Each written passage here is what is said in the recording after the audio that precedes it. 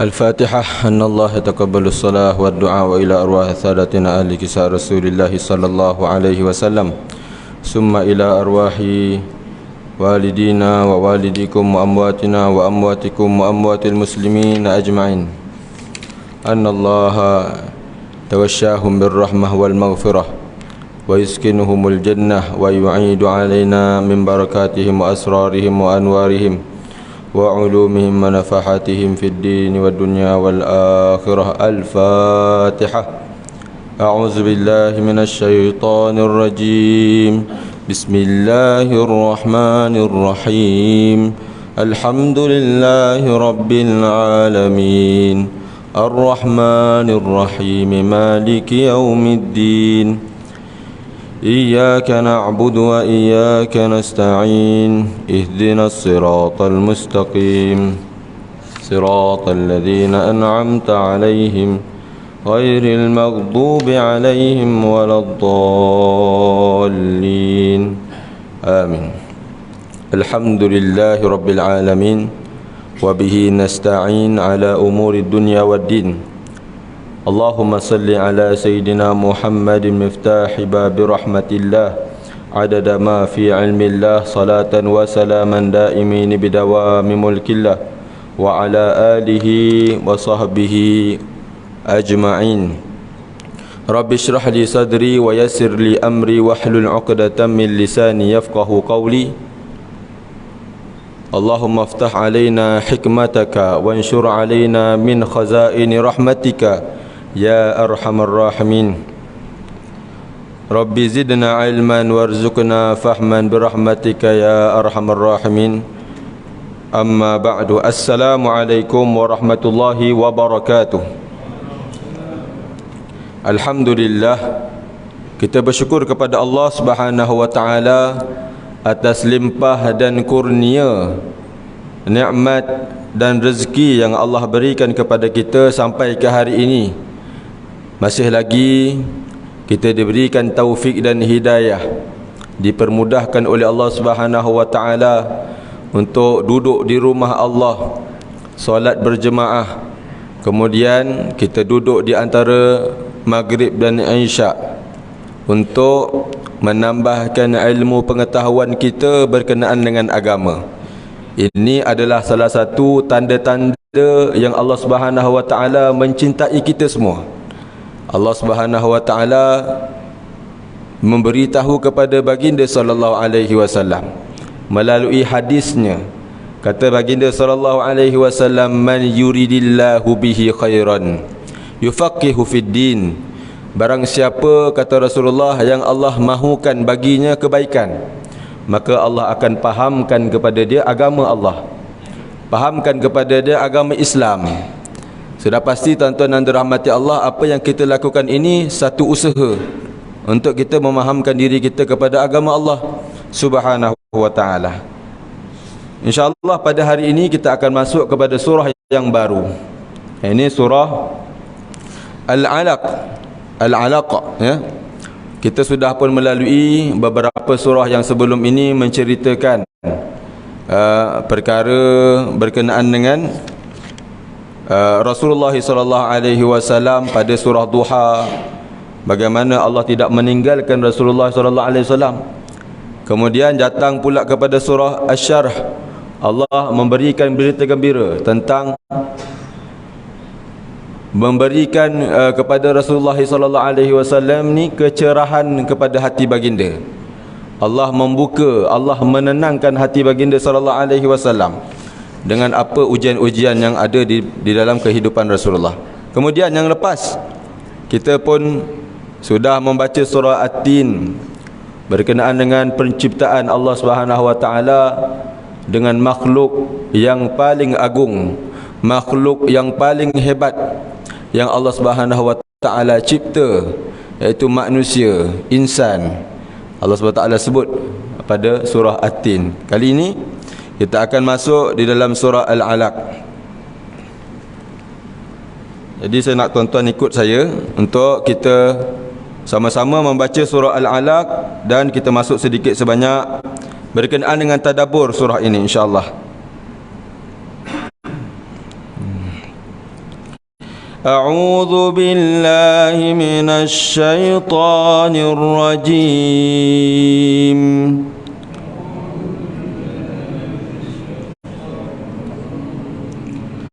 Bismillahirrahmanirrahim.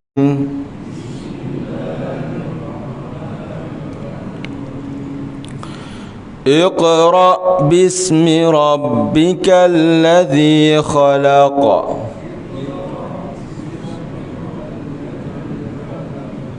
Ayat yang pertama ini, apa yang kita boleh tumpukan adalah yang pertama perkataan iqra'. Bukan kita membaca dengan iqra' ataupun kita tidak menahan hamzah tu. Hamzah tu kalau kita tengok dalam antara huruf-huruf syiddah, huruf syiddah ni dia tidak boleh ada apa-apa bila kita baca berhenti tu, dia tidak ada apa-apa lantunan yang kita baca. Antara huruf syiddah adalah hamzah. Bila kita baca iqra', maksudnya dia berhenti dekat situ. Tidak ada iqra'a ke iqra'u ke, tak ada. Bila dia sukun, kita kena membaca dengan berhenti secara total. Iqra', nampak? Tidak ada suara yang lain. Baru kita baca kepada ayat yang seterusnya ataupun kalimah yang seterusnya. Iqra' bis. Dalam masa yang sama kita menahan kita punya kita punya menahan kita punya inilah, untuk kita tidak membaca dalam keadaan kita menggunakan banyak udara dan sebagainya. Yang pertama kita tumpu kepada perkataan iqra', ya. Sekali lagi kita baca sama-sama. Iqra', iqra'. Nampak? Qaf tu qalqalah sughra. Iqra' bismi rabbikal ladzi khalaq.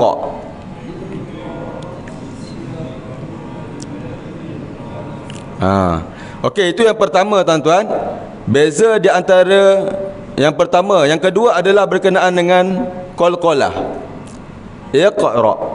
Qalqalah di pertengahan disebut dengan qalqalah sughra. Qalqalah yang paling ringan sekali, dia punya lantunan dia yang paling ringan adalah di tengah-tengah, seperti mana perkataan iqra' itu. Adapun iqra' yang kedua, qalqalah yang kedua adalah qalqalah kubra. Qalqalah kubra ni selalunya di hujung ataupun di tempat yang kita berhenti, di hujungnya tu ada huruf-huruf qalqalah. Apa huruf-huruf qalqalah? Ada 5. Apa dia tuan-tuan? Yang pertama huruf qaf, ya. Yang kedua qaf, yang kedua ta, yang ketiga ba, yang keempat jim, dan yang kelima harfud dal. 5 saja. Qaf, ta, ba, jim, jim, dal. Jadi huruf ini sahaja yang ada lantunan. Huruf-huruf lain kita tak boleh nak tambah-tambah lantunan huruf. Ada yang orang buat dia buat pula lam menjadi huruf qalqalah, tak boleh. Alham tak boleh. Lam bukan huruf qalqalah. Jadi huruf qalqalah ini sahaja yang kita boleh lantun. Macam mana kita tengok dekat situ? Allazi khalaq tu. Khalaq tu, kalau kita berhenti dekat situ hujungnya huruf qalqalah, maka menjadilah huruf itu qalqalah kubra, ya. Yang ketiga, qalqalah yang ketiga adalah qalqalah akbar. Selalunya qalqalah akbar ini huruf qalqalah berada di ujung, akan tetapi ada satu penambahan. Qalqalah akbar ini dia ada apa? Sabdu di atas. Dia ada sabdu, seperti mana surah yang kita selalu baca, surah Tabbat yada abi lahab wa tab. Kalau kita tengok ba itu dia ada sabdu di atas. Itu dipanggil qalqalah kubra, qalqalah akbar. Dan lebih lagi kita kena menahan bila kita membacanya. Beza antara sughra, kubra dengan akbar. Dan itulah peringkat yang paling rendah hingga ke peringkat yang paling tinggi. Kemudian untuk yang kedua itu apa dia? Khalaqal insana min 'alaq. Sama-sama baca sekali lagi. Khalaqal insana min 'alaq.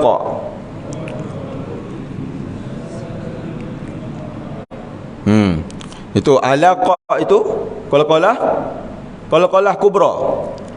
Seterusnya Iqra wa rabbukal akram.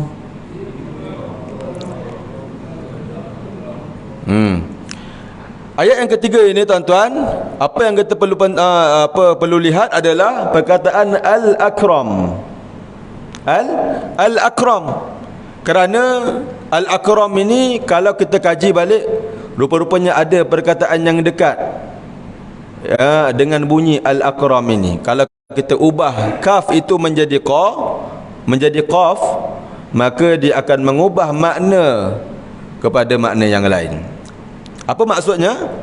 Iqra bismi rabbikal Iqra wa rabbukal akram. Al-akram ini maksudnya adalah yang maha mulia ataupun yang mulia.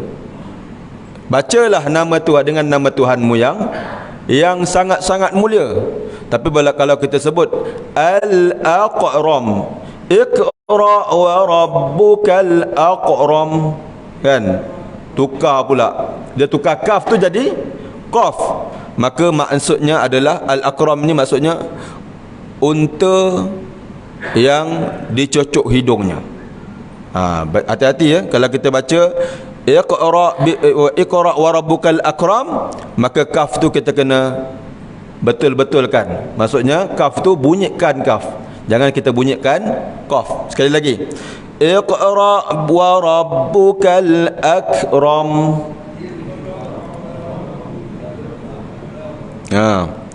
Surah tu alladzi 'allama bil qalam.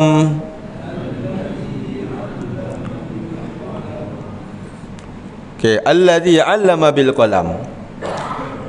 Ayat yang keempat ni pula, apa yang kita boleh tumpukan dekat situ adalah perkataan 'allama. Di sini banyak yang salah. Kerana kebanyakan orang yang salah dia akan baca allama. Allazi allama bil qalam. Ain tu dia baca jadi hamzah.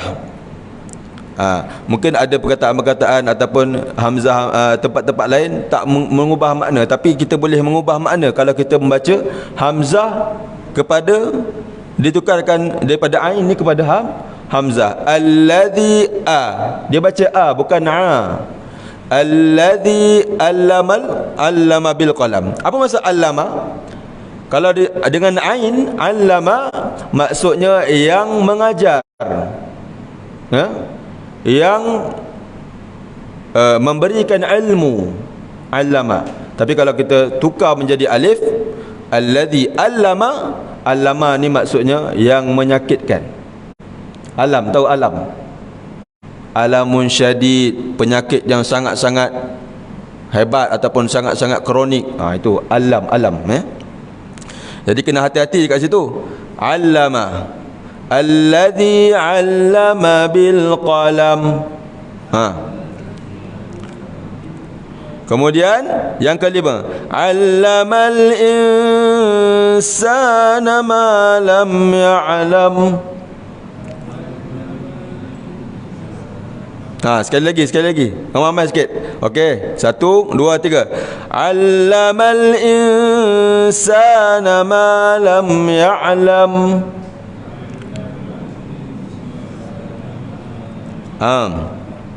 Ini pun sama juga yang kita sentuh tadi, allama tu, ya. Kemudian saya rasa tuan-tuan dan dirahmati Allah, yang ini untuk ayat-ayat yang seterusnya ni dah termasuk dalam perkara ataupun topik yang lain. Mungkin kita akan tumpu kepada 5 ini dulu, dan kita tengok apa yang kita boleh ambil pengajaran daripada 5, insya-Allah. Untuk yang akan datang kita akan sambung pembacaan kita daripada kalla innal insana la yatgha. Bismillahirrahmanirrahim tuan-tuan. Apa yang kita dapat baca dan kita dapat mengetahui daripada 5 ayat ini, Ini adalah ayat yang paling ma'ruf ataupun masyhur di kalangan kita.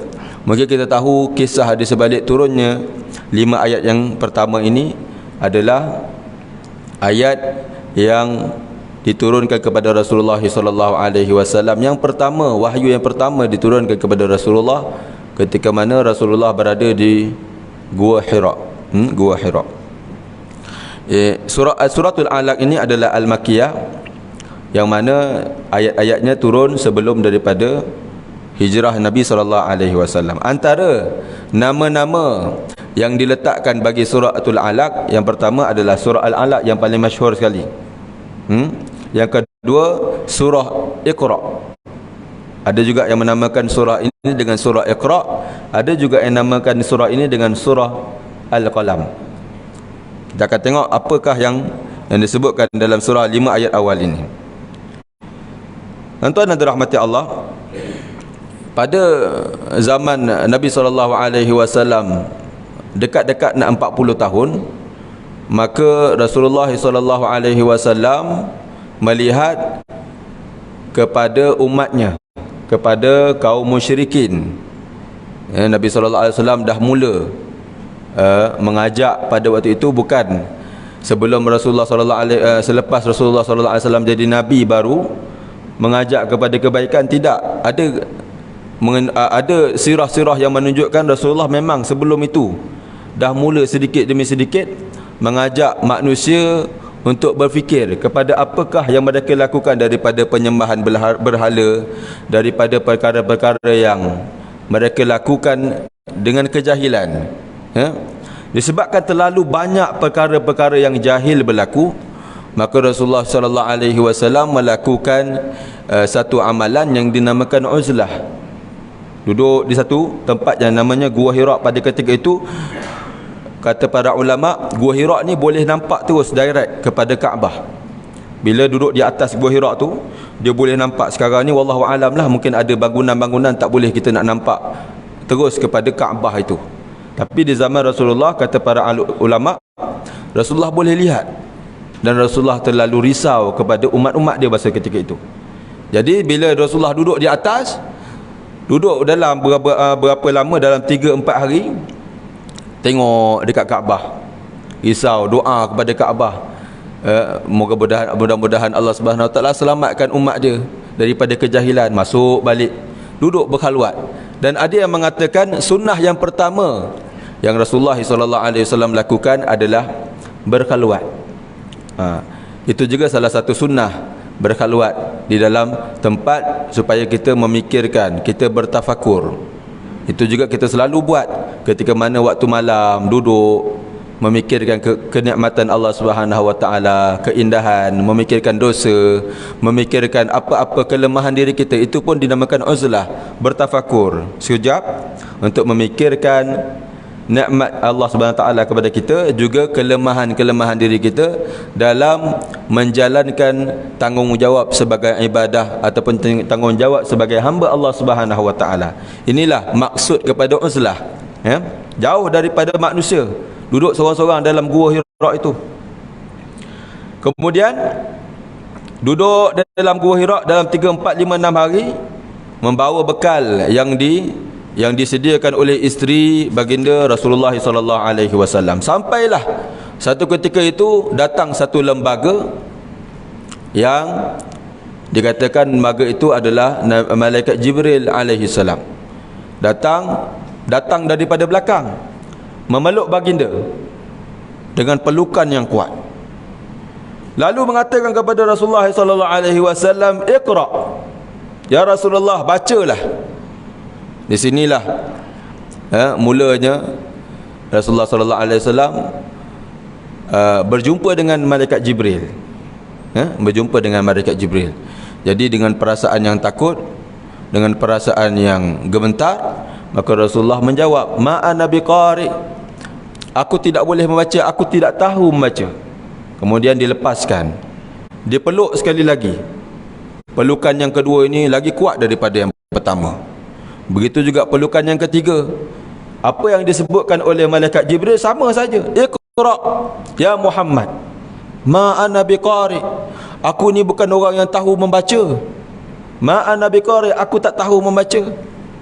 Kemudian kata kemudian pada pelukan yang ketiga itulah malaikat Jibril turunkan ayat yang 5 ini, Iqra bismi rabbikal ladzi khalaq, Iqra bismi rabbikal ladzi khalaq, khalaqal insana min 'alaq, Iqra wa rabbukal akram, alladzi 'allama bil qalam, 'allamal insana ma lam ya'lam. Kemudian dilepaskan, baginda pun lari balik ke rumah baginda Rasulullah sallallahu alaihi wasallam dan menceritakan perkara ini kepada Sayyidatina Khadijah. Dan panjanglah ceritanya, tuan-tuan boleh dapatkan ataupun tuan-tuan boleh tanya kepada mungkin tuan-tuan lebih mengetahuilah perkara, sebab kita tak berhajat untuk nak menceritakan perkara itu. Cuma ini sedikit sebanyak awal ataupun cerita kisah turunnya 5 ayat awal suratul Alaq. Dan maksud daripada penurunan ayat ini, kerana ayat ini ataupun Al-Quran ini adalah Al-Quran ataupun perkara yang sangat-sangat berat. Allah Subhanahu wa taala menyebutkan di dalam Al-Quran, inna sanulqi alaika qawlan saqila. Perkara yang berat ini yang menyebabkan Rasulullah sallallahu alaihi wasallam ketika mana dapatnya wahyu berpeluh, rasa gemetar, rasa takut dan sebagainya. Jadi tuan-tuan dan dirahmati Allah, yang ayat yang pertama, apakah yang kita boleh ambil buah-buahan ataupun peringatan ataupun ilmu manfaat daripada Iqra bismi rabbikal ladzi khalaq. Ayat yang pertama ni, bacalah dengan nama Tuhanmu yang Maha menciptakan. Yang menciptakan. Nak memberitahu kepada kita, ayat yang pertama pada wahyu yang pertama memberitahu kepada kita agama Islam sangat memuliakan ilmu, sangat memuliakan ilmu agama, sangat memuliakan pengetahuan, knowledge. Berdasarkan 5 ayat yang kita tengok ini, semuanya berkaitan dengan ilmu. Nanti kita akan tengok apakah alat pula untuk mendapat ilmu, bagaimana martabat orang yang mendapatkan ilmu, bagaimana pula martabat orang yang tidak mendapatkan ilmu. Itu semua diceritakan di dalam 5 ayat ini. Maka ilmu-ilmu itu dijalankan ataupun diberikan oleh Allah yang Maha menciptakan ilmu, Allah yang Maha mengetahui segala-gala ilmu. Dekat sini Allah Subhanahu Wa Taala menyandarkan kepada dirinya sebagai Tuhan yang Maha menciptakan. Cipta apa dekat sini? Tidak diberikan apakah yang diciptakan. Kalau kita tengok kat sini, Iqra bismi rabbikal ladzi khalaq, bacalah dengan nama Tuhanmu yang menciptakan. Khalaqa ni fi'il madi. Khalaqa apa? Apa yang Allah Subhanahu Wa Taala cipta? Maka para ulama memberikan takdir, apa-apa sahaja yang kita boleh masuk dalam ciptaan Allah, maka Allah itulah pencipta. Allah yang menciptakan ilmu, Allah yang menciptakan katanya ilmu-ilmu yang kita dapat, ilmu-ilmu yang sangat-sangat hebat. Berapa ramai yang kita belajar tentang ilmu-ilmu psikologi, ilmu geografi, ilmu dan banyak lagi ilmu astronomi. Semuanya itu tuan-tuan dan rahmati Allah datang daripada Allah yang Maha Al-Alim, yang Maha mengetahui. Inilah yang kita kena mengetahui tentang, nak bagi tahu, baca bukan sahaja-sahaja baca, akan tapi baca dengan menghadap ataupun bertujuan untuk mengenal Tuhan yang Maha menciptakan, Tuhan yang Maha mengetahui, Tuhan yang menciptakan ilmu-ilmu yang kamu kata ilmu tu hebat. Bila orang tu ada ilmu sekian-sekian, oh hebat ni, ada ilmu. Tapi tuan-tuan dan dirahmati Allah, daripada mana datang ilmu itu? Tidak lain tidak bukan Allah Subhanahu Wa Taala yang menyampaikan melalui orang-orang yang dikasihi, nabi-nabinya, aulia-aulianya, turunlah kepada orang-orang yang mengetahui sehingga sekarang. Datangnya daripada Allah, ilham yang Allah berikan kepada umat manusia sehingga umat manusianya boleh memikir, boleh menggunakan akal. Semuanya datang daripada siapa? Allah yang menciptakan, Allah yang memberikan akal, Allah yang memberikan kepandaian. Semuanya daripada Allah. Maka kita baca untuk mengenal Allah, untuk mengetahui Tuhan yang menciptakan kita. Itulah maksud daripada Iqra bismi rabbikal ladzi khalaq. Adapun wasilah bagi umat manusia dalam mendapatkan satu ilmu secara sunnatullah itu melalui pembacaan, atau kata kerjanya adalah membaca. Memang tidak ada lain, tidak bukan pembacaan ataupun baca ini sebagai satu wasilah untuk kita mendapatkan ilmu. Ada juga ilmu yang tidak mempunyai wasilah direct kepada Allah Subhanahu Wa Taala, tapi itu hanya Allah Subhanahu Wa Taala, pilihan Allah. Allah Subhanahu Wa Taala memilih siapa yang dikehendaki. Akan tapi sunnatullah, Allah memberikan satu jalan yang memang disiplinnya untuk mendapat ilmu dengan membaca. Tidak ada orang yang pandai tiba-tiba bangun daripada tidur Allah dah pandai dah. Boleh baca, boleh cakap pasal fiqah, boleh cakap pasal tauhid, boleh cakap pasal ilmu kalam, ilmu mantik. Tak ada. Tak pernah lagi orang jadi macam tu kecuali daripada orang-orang yang dipilih oleh Allah Subhanahu Wa Taala. Adapun jalan yang Allah Subhanahu Wa Taala sediakan adalah dengan membaca, dengan mentalaah, dengan kita mengkaji, research dan sebagainya. Apapun ilmu itu, daripada ilmu khusus ataupun ilmu yang umum. Tuan-tuan dan dirahmati Allah Subhanahu Wa Taala, sebenarnya ayat yang 1, ayat yang 2, ayat yang 3 itu berkait-kait. Kalau kita tengok, Allah Subhanahu Wa Taala menyebutkan surah ayat yang kedua, khalaqal insana min 'alaq. Selepas kita mengetahui daripada mana datang ilmu-ilmu yang hebat ini, ya, Allah yang menciptakan ilmu yang kita rasakan, ilmu ini ilmu yang hebat. Semua ilmu nak memberitahu kepada kita bahawa Allah zat yang maha alim. Allah mempunyai ilmu-ilmu yang hebat. Semuanya datang daripada Allah. Maka faham dan tahulah kita dan kenallah kita kepada Tuhan yang maha mengetahui. Kemudian Allah SWT menyebutkan khalaqal insana min 'alaq. Allah lah menciptakan manusia daripada segumpal darah. Tuan-tuan dan dirahmati Allah, daripada mana ilmu-ilmu yang kita tahu yang ada di sekeliling dunia ini, daripada ilmu yang diketahui secara umum ataupun diketahui secara khusus, melainkan manusia yang mencari. Siapa yang menciptakan manusia? Allah Subhanahu Wa Taala kata, Allah lah yang menciptakan manusia. Khalaqal insana min 'alaq. Sudahlah kita tahu ilmu yang kita tahu tu ilmu yang hebat. Ya, ilmu-ilmu yang kita tahu ni, ilmu ni hebat, ilmu ni hebat. Kita memandang satu ilmu tu dengan kehebatan ilmu yang ada dalam tu, kemudian kita tahu bagaimana nak dapat satu ilmu. Siapa yang mendapatkan ilmu itu? Siapa yang mengorek ilmu itu ataupun mengkaji ilmu itu? Manusia. Siapa yang menciptakan manusia? Maka manusia ni kehebatan dapat mencari ilmu-ilmu yang hebat. Allah Subhanahu Wa Taala menciptakan manusia yang boleh mencari ilmu yang hebat ini. Maka Allah Subhanahu Wa Taala nak menambahkan pandangan hamba-Nya kepada Allah. Kehebatan Allah Subhanahu Wa Taala boleh menciptakan hamba yang mencari kehebatan-kehebatan ilmu ini. Memberikan hamba akal untuk berfikir, memberikan hamba panca indera untuk mencari ilmu yang hebat ini. Maka Allah Subhanahu Wa Taala telah menciptakan manusia yang dikatakan hebat, yang boleh berfikir. Sampai kata tuan-tuan dan dirahmati Allah, manusia ini kan kita tahu sebelum ini dikatakan makhluk yang paling hebat. Bahkan dikatakan di dalam kisah seperti mana yang kita tahu, Sayyidina Adam, Nabi Adam tidak diangkat menjadi orang yang paling mulia adalah selepas daripada diberikan ilmu oleh Allah Subhanahu Wa Taala. Kalau tidak diberikan ilmu, hanya roh dan jasad sahaja, tidak lagi diperintahkan oleh Allah untuk sujud kepada Nabi Adam. Akan tapi setelah diberikan ilmu, beberapa kalimat yang diajarkan kepada Nabi Adam yang tidak pernah ditahu dan tidak pernah diberitahu kepada malaikat. Satu ilmu yang tidak pernah diberitahu kepada malaikat tentang nama-nama yang ada dalam dunia, tentang perkara-perkara yang berkaitan dengan dunia dan sebagainya. Maka Allah Subhanahu Wa Taala dengan sebab ilmu itu, dengan sebab orang itu berilmu, maka Allah Subhanahu Wa Taala suruh malaikat untuk sujud kepada Nabi Adam. Inilah kemuliaan manusia yang Allah Subhanahu Wa Taala hantarkan kepadanya ilmu. Manusia yang ada ilmu.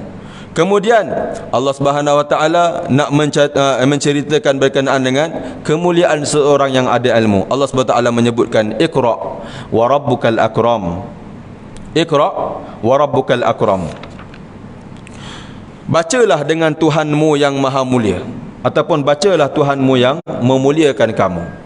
Nabi Adam yang kita bacakan tadi, ataupun ceritanya tentang lain, adalah berkenaan dengan salah satu ayat daripada Al-Quran. Allah Subhanahu wa taala menyebutkan kul hal yastawil ladzina ya'lamuna wal ladzina la ya'lamun. Adakah, pertanyaan Allah kepada kita ni, adakah, katakan wahai Muhammad, adakah sama orang yang berilmu dengan orang yang tidak berilmu? Maksud pertanyaan Allah Subhanahu wa taala adalah memberikan kita satu kefahaman yang mana tidak ada persamaan di antara orang yang berilmu dan orang yang tidak berilmu, daripada segi darjat, daripada segi balasan, dan daripada segi iqab, ataupun balasan, darjat ataupun thawab ini balasan kepada kebaikan, iqab balasan kepada dosa dan keburukan. Kata para alim ulama, orang yang berilmu mengetahui satu perkara, maka diberikan ganjaran kepada ilmu yang dia tahu, berlainan kepada orang yang beramal ataupun mengamalkan sesuatu tanpa ilmu. Sebab itu disebutkan dalam matan Zubat, disebutkan apa tuan-tuan? Fa'mal walau bil usri kazakati takhruj binuril ilmi minaz zulumati. Beramallah kamu walaupun seperti 1/10 daripada zakat, seakan-akan dia memberikan perumpamaan. Akan keluar daripada amalan kamu itu cahaya daripada satu kegelapan. Kemudian dia kata apa? Fa'amilun bi'ilmihi lam ya'malan mu'azzabun min qabli ubadul wathan. Kemudian wa kullu man bighairi ilmin ya'malu a'maluhu mardudatun la tuqbalu. Ini di antara matan Zubat yang pertama sekali, yang awal-awal sekali tentang akan nampak, yang mana di situ dia akan membicarakan tentang orang yang berilmu dengan orang yang tidak berilmu. Mengamalkan satu perkara dengan ilmu, maka dia akan dapat ganjaran beramal dan berilmu. Akan tapi kalau beramal tanpa ilmu, mungkin dia akan menjatuhkan diri dia ke dalam kecelakaan.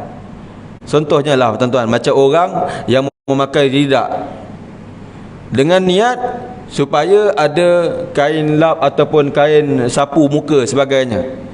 Kita nampak zahir dia pakai ridak, tapi dia tak tahu ridak ini sunnah Rasulullah. Dia tak tahu, tidak ada ilmu tentang perkara itu. Ada seorang lagi, dia tahu yang ridak ini adalah sunnah Rasulullah dan dia pakai dengan ilmu, dengan pengetahuan dia. Maka orang yang memakai dengan ilmu, yang mengetahui ini sunnah, dapat pahalanya. Sedangkan orang yang pakai bukan dengan niat sunnah, dia pakai itu memang dia nak lap muka, dia cepat berpeluh, jadi dia nak ada kain untuk dia lap peluh dia. Maka macam mana dia nak salurkan ataupun nak dapatkan pahala daripada amalan perbuatannya itu? Tidak ada line yang boleh disambungkan dengan perkara kurbah, dekatkan diri kepada Allah Subhanahu wa taala, melainkan orang itu mengetahui ilmu itu sendiri yang menjadi satu jambatan untuk dia dengan pahala, untuk dia dengan ganjaran yang Allah Subhanahu wa taala nak berikan. Tuan-tuan dan dirahmati Allah, begitu juga dengan orang yang mengetahui dengan ilmu dan orang yang tidak mengetahui, balasan daripada dosanya itu pun berbeza. Macam mana pula berbeza? Orang yang berilmu kemudian dia tidak mengamalkan ilmunya. Dia tahu bahawa solat itu wajib. Contoh, solat ni terlalu umum sangatlah. Dia tahu sebelum solat wajib ambil wuduk, tapi dia tidak pernah ambil wuduk. Contoh, seorang lain pula, dia tak pernah tahu pun yang wuduk tu wajib. Kemudian orang yang tidak mengamalkan ilmunya, kata dalam matan Zubat ini, teruk ni tuan-tuan, dia kata apa? Fa'alimun bil ilmihi lam ya'malan.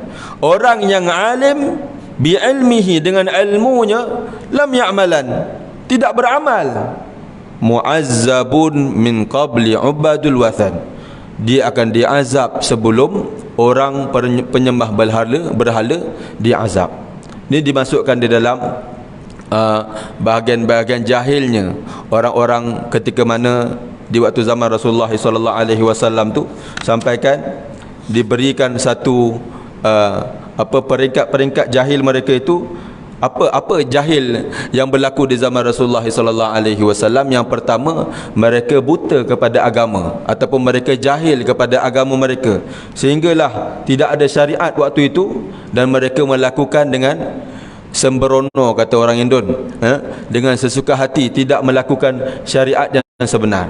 Yang pertama, buta kepada agama, jahil kepada agama. Yang kedua, muflis dengan akhlak, tidak ada akhlak, ataupun muflis dengan akhlak, miskin dengan akhlak. Yang ini tidak ada akhlak adat yang baik, sehingga kan anak-anak pun boleh dibunuh, sehingga kan bertawaf pun bertelanjang, tidak ada akal yang waras, akhlak yang baik. Ketika mana tidak disampaikan lagi Islam pada waktu itu, Nabi tidak diutuskan lagi kepada umat pada ketika itu. Yang ketiga adalah buta kepada akidah, dengan mempercayai Tuhan selain daripada Allah Subhanahu Wa Taala. Bila seorang itu tidak mempunyai ilmu, akan tapi lebih berbahaya orang-orang yang mengetahui yang Allah Subhanahu Wa Taala ini memang ada, Nabi SAW ini memang betul Rasulullah, tapi tidak mengetahui, tidak memperakui kepada Allah dan tidak memperakui kepada Rasulullah. Bahkan lebih seronok untuk mengikut hawa nafsu dia sendiri, untuk mengikut berhala, untuk mengikut. Kerana apa? Kerana kalau masuk Islam, mungkin martabat yang ada sekarang ni dah jatuh. Ataupun masuk Islam mungkin akan diuji seperti mana orang Islam diuji. Dan banyak lagi membuatkan mereka terhalang untuk masuk ke dalam Islam. Itulah orang yang mengetahui diberikan balasan double, triple daripada orang yang tidak mengetahui dan tidak meyakini bahawa Allah SWT tu, mereka yakin bahawa Allah SWT ni memang tak ada. Berbeza dengan orang yang meyakini Allah tu ada, tapi dia tak nak beriman. Ataupun Rasulullah ini memang betul-betul Rasul daripada Allah. Apa lagi yang nak dibangkangkan? Semuanya daripada awal turunnya surah ataupun ayat tu, awal turunnya wahyu Allah Subhanahu Wa Taala, memang Nabi SAW ni seorang yang ummi, seorang yang tidak tahu membaca dan menulis. Akan tapi ini sebagai satu mukjizat. Hikmahnya adalah supaya orang-orang kafir tidak boleh berhujah dengan Nabi. Tengok Nabi SAW, orang yang tahu membaca dan menulis, dialah yang menulis Al-Quran. Sebab dia tahu membaca, dia tahu menulis, dan mungkin dialah yang menulis Al-Quran ini. Jadi Allah Subhanahu Wa Taala menjadikan hujah itu terpadam, terus membuatkan Rasulullah seorang yang ummi, tidak tahu membaca dan tidak tahu menulis. Tak adalah orang berhujah macam tu. Tuan-tuan dan dirahmati Allah Subhanahu Wa Taala. Jadi bukan macam zaman kita, janganlah kita buat begitu. Ini tak hantar anak ke sekolah. Kenapa? Nabi dulu tak pergi sekolah pun. Tuan-tuan dan dirahmati Allah, anak kita bukan macam Nabi. Nabi ini dia pengkhususan, mukjizat, ada hikmah yang Allah jalankan kepada dia. Adapun kita ini tuan-tuan, jalankan sunnatullah. Seperti mana yang Allah turunkan undang-undang, nak dapatkan ilmu kena baca, nak memperingati ilmu kena mentalaah, kena merajaah. Itu sunnatullahnya. Kalau nak kenyang kena makan.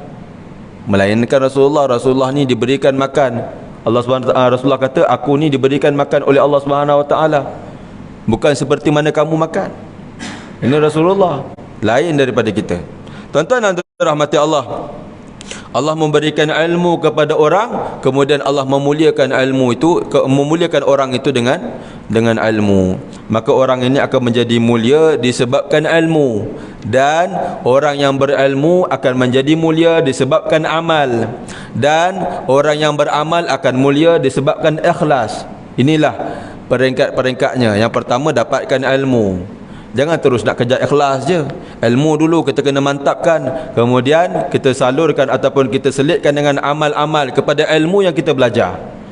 Ya, kemudian kita selitkan pula ikhlas.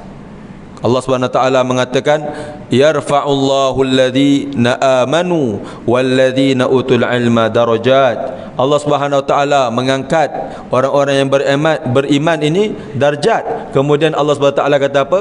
Walladhina utul ilma. Allah Subhanahu wa taala kata orang-orang yang diberikan ilmu darajat. Beberapa darajat, maksudnya banyak. Darajatun satu darajat, tapi kalau darajat banyak, lebih daripada 3 darajat. Inilah martabat orang-orang yang berilmu. Kejarkan diri kita ni kepada ilmu, jadikan diri kita keluar daripada zon jahiliyah, zon orang-orang yang jahil. Tuan-tuan, jangan selesa kita menjadi seorang yang awam.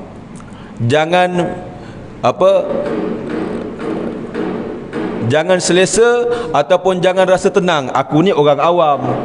Orang-orang yang belajar mungkin dekat dalam pondok, dekat dalam tahfiz, itu bukan orang awam, orang yang diberikan pembelajaran yang khusus. Jangan kita selesa menjadi orang awam.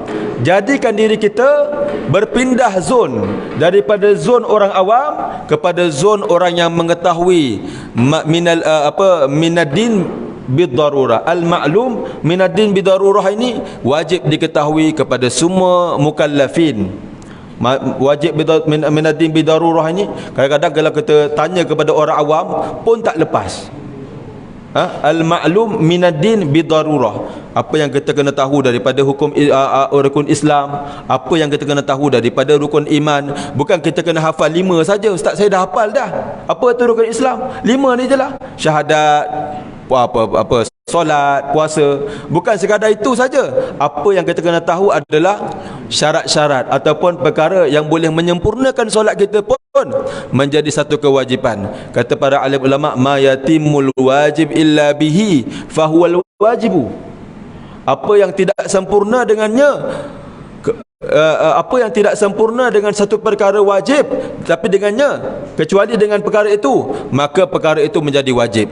Kita nak solat, kita tahu perkara solat, tapi kita tak tahu nak berwuduk, maka berwuduk itu menjadi satu kewajipan. Kerana apa? Kerana solat itu wajib. Tak sempurna solat kalau tak ada wuduk, maka wuduk itu pun menjadi wajib. Kalau nak belajar nak belajar wuduk ni macam mana pula? Kena cari ustaz. Kalau tak boleh, kalau tak dapat cari ustaz, maka tak dapat belajar cara berwuduk, maka cari ustaz pun jadi wajib. Kerana tidak akan sempurna untuk belajar wuduk kecuali dengan cari ustaz, maka cari ustaz itu menjadi wajib. Itulah berkait-kait, bukan sekadar kita tahu oh solat ni 5 waktu cukuplah. Bukan begitu tuan-tuan dan dirahmati Allah. Jangan kita sekadar selesa, oh aku dah tahu sikit-sikit ni cukuplah. Tenang, selesa dengan menjadikan diri kita ni sebagai orang awam. Tidak. Jadi ini salah satu ayat-ayat Al-Quran yang memberikan kita inspirasi atau memberikan kita motivasi supaya kita ke depan membaca, mentelaah kitab, mengetahui ilmu-ilmu yang Allah Subhanahu Wa Taala letakkan di atas dunia ini, daripada ilmu dunia, ilmu akhirat, semuanya kita daripada bayi sehingga kita ke dalam alam kubur ini. Kata para ulama, menuntut ilmu ni daripada bayi sehinggalah kita mati. Itulah hidup orang-orang yang berilmu. Kata para alim ulama, orang-orang yang berilmu akan diangkatkan darjatnya oleh Allah Subhanahu Wa Taala. Mungkin kita berikan jalan untuk azan insya-Allah.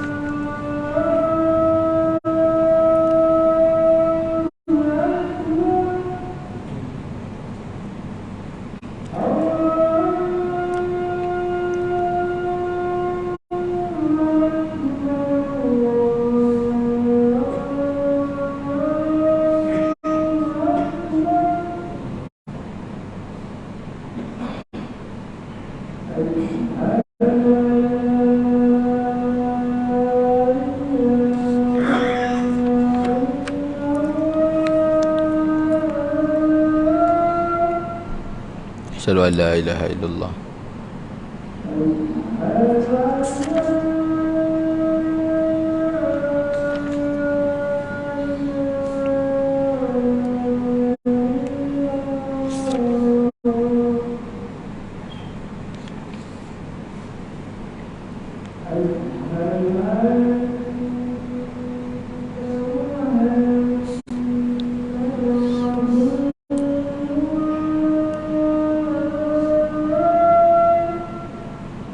Asyhadu anna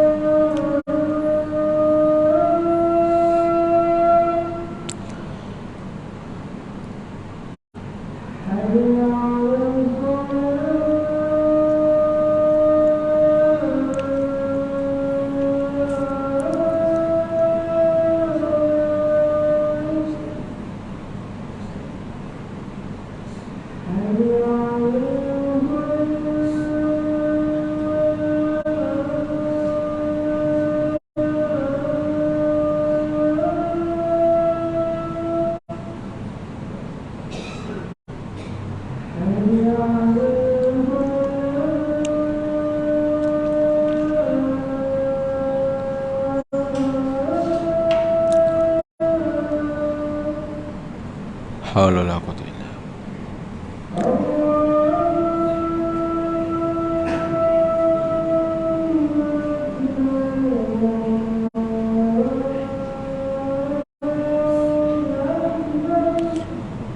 Allahu akbar.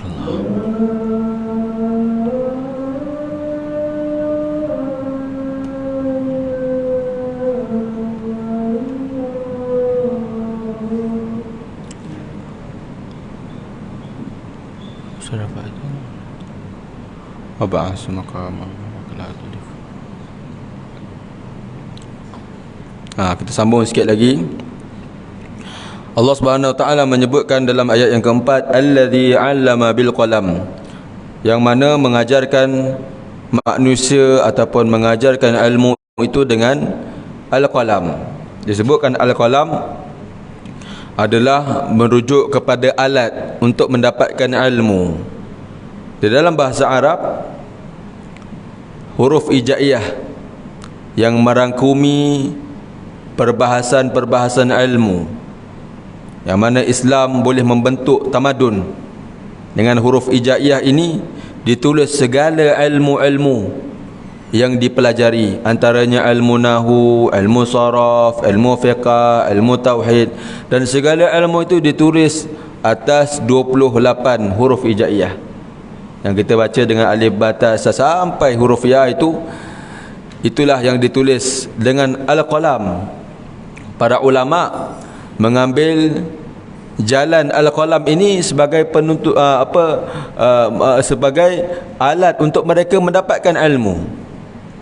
Sedangkan dalam satu kisah, kalau kita tahu, Imam Syafi'i, orang yang tidak mempunyai apa-apa alat untuk menulis, dia menggunakan air liur untuk menulis. Nak menandakan ilmu kena ada alat, bukan kita dengar kemudian kita lupakan ilmu itu. Kata Rasulullah sallallahu alaihi wasallam, qayyidul ilma bil kitabah, ikatlah ilmu itu dengan tulisan. Ataupun yang kita kenalkan dengan kemajuan sekarang ini, ada menggunakan laptop ataupun menggunakan handphone.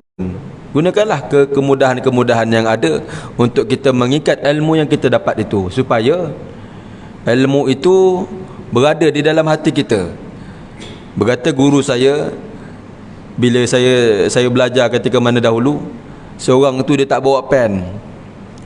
Maka dia mengatakan, memang betul, ilmu itu bukan yang berada di kitab, ilmu itu bukan yang berada di tulisan. Tulisan ini hanya sebagai satu wasilah untuk menjadikan ilmu itu berada dalam hati kita. Sebenarnya al-ilmu fis sudur. Ilmu itu yang sebenar-benarnya ada di dalam hati. Itu yang sepatutnya yang kita itulah sepatutnya tempat ilmu. Ilmu itu sepatutnya berada di dalam hati kita. Ilmu itu berada di dalam hati, bukan berada di dalam kitab, bukan berada di dalam kutub. Itulah hakikat kepada ilmu. Sehingga kan pada ulama-ulama zaman dahulu berkata seorang ulama namanya Habib Ahmad bin Zain Al-Habsyi, sekiranya semua kitab-kitab ku terbakar, maka aku akan tulis balik semula apa yang aku tahu daripada kitab-kitab sebelum yang terbakar itu. Dia akan tulis, dia akan salin balik, kerana ilmunya berada dalam hati, bukan berada dalam kitab. Ini martabat yang tinggi, tuan-tuan dan dirahmati Allah. Ulama-ulama terdahulu, kita tengok Imam Nawawi bagaimana menulis kitab Al-Majmu'. Berapa jilid, tuan-tuan dan dirahmati Allah. Kita ni nak baca pun orang yang menulis ni berapa jilid, berkitab-kitab. Itu tulis, kita ni baca entah ke mana. Bagaimana pula dengan Imam Al-Ghazali yang dikenali sebagai mujaddid di zamannya. Mujaddid. Dia ni, tuan-tuan dan rahmat Allah, kata para alim ulama, sekiranya Imam Al-Ghazali hidup di zaman kita ni, maka Imam Al-Ghazali akan menguasai segala-gala ilmu yang ada di dalam dunia ini. Kerana pada zamannya, tuan-tuan, Imam Al-Ghazali menguasai segala ilmu. Dikatakan Imam Al-Ghazali pada satu hari kalau dia nak tulis untuk kitab, dia akan tulis 4 kararis. Ini kita cerita pasal kolam, menulis dengan ilmu.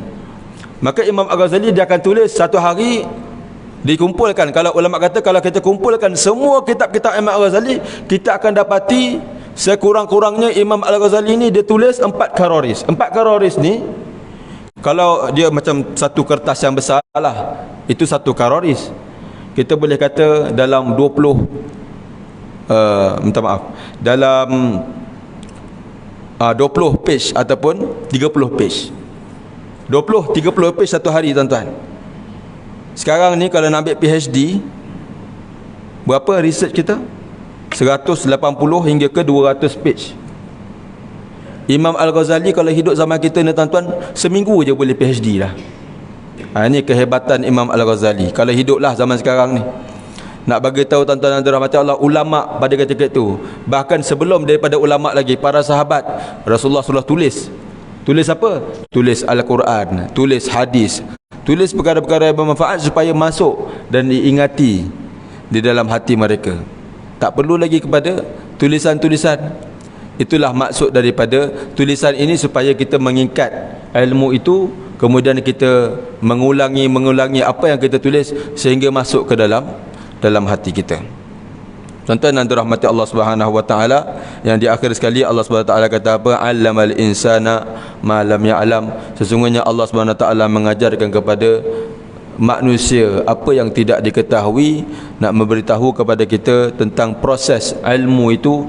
Allah Subhanahu wa taala mengajarkan kita cara untuk mendapat ilmu, kemudian alat untuk kita mendapat ilmu. Allah Subhanahu wa taala memberitahu pula martabat tinggi dan rendahnya orang yang mengetahui dan orang yang tidak mengetahui. Kemudian Allah balik kepada hakikat. Allah lah yang mengajarkan kamu seperti sewaktu mana kamu tidak tahu, kemudian kamu tahu kepada apa yang Allah Subhanahu wa taala turunkan ilmu-ilmu dia di dunia ini. Dan satu lagi hadis saya nak bagi kepada tuan-tuan. Rasulullah sallallahu alaihi wasallam mengatakan, man amila bi ilmin, sesiapa yang beramal dengan satu ilmu yang dia ketahui. Apa-apa amalan yang dia buat daripada ilmu yang dia ketahui, maka Allah kata Rasulullah, warasahullahu ilma ma lam yakun ya'lam. Allah Subhanahu wa taala akan mewariskan kepada dia ilmu yang dia tidak pernah tahu ilmu itu. Tapi dengan syarat apa? Dia mengamalkan ilmu yang dia tahu. Oleh sebab itu, tuan-tuan dan dirahmati Allah, apa yang kita tahu, kita amalkanlah. ataupun kita kedepankanlah dengan ilmu itu. Jangan kita lupakan ataupun jangan kita sia-siakan perkara yang kita ketahui, takut-takut akan ditanya oleh Allah Subhanahu wa taala. Perkara